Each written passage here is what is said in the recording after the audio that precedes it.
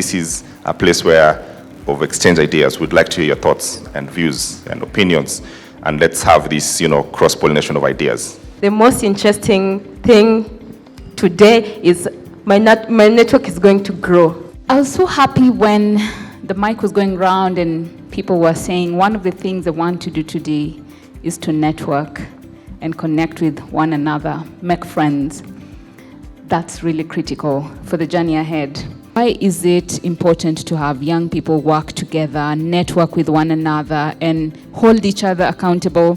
Because a lot of times we complain about some of the people that hold public office.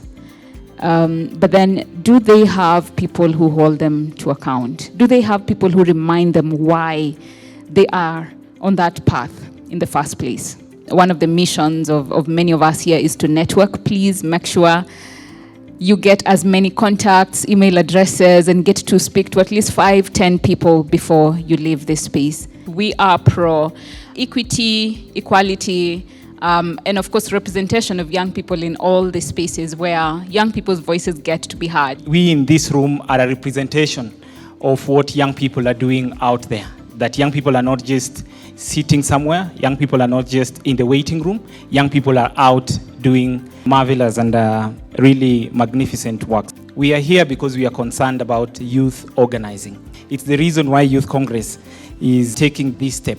We've realized as a Youth Congress for the time that we've been in existence that the single most serious challenge that we have as a constituency and as a country is youth organizing.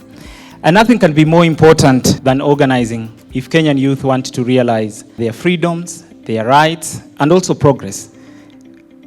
And that's why the Youth Congress started this initiative to establish youth leagues in all the 47 counties. The world today is being shaped by youth. Young people are beginning to take the center stage, are beginning to take leadership roles. As a country, and as we reflect about the history, the present, but also the future, I think it's very, very important that we look at youth, yes, in terms of our numbers, but also in terms of our energies and our talents, but also as solution providers. And so we need to see how we can use our numbers, we can organize our numbers to make progress as a constituency. What we hope to do by setting up these youth leagues is to strengthen youth voice and collective action. I also want to advise us as young people that we should not sit back. Youth Congress is encouraging us through our initiative, the youth leagues, that we must also take action. That these challenges are not challenges that will be solved by other people. They are challenges that can be solved and will be solved by ourselves. The youth leagues that we are organizing are going to look beyond gender, political inclinations, faith, ethnicity. So we are born together by the ideology that we share. We should not look at our initiative as a small initiative. We must see ourselves as people with a vision and people who can conquer. What we need to think about is what is the basis for constructing a philosophy of youth leadership?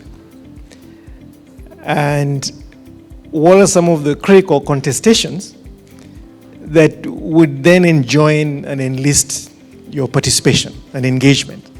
We will have succeeded if we changed the tenor of conversation in the country about the really, really important things. As we get into this conversation about the youth space, the building bridges is important. I think one of the things we have to understand is where do we want to be as a country, but most fundamentally, for the majority of citizens who are in your age demographic, things are much harder. And therefore, you guys have to be much more clear-eyed and much more skeptical about political narratives and political formulaic solutions that are not going to solve intractable institutional problems.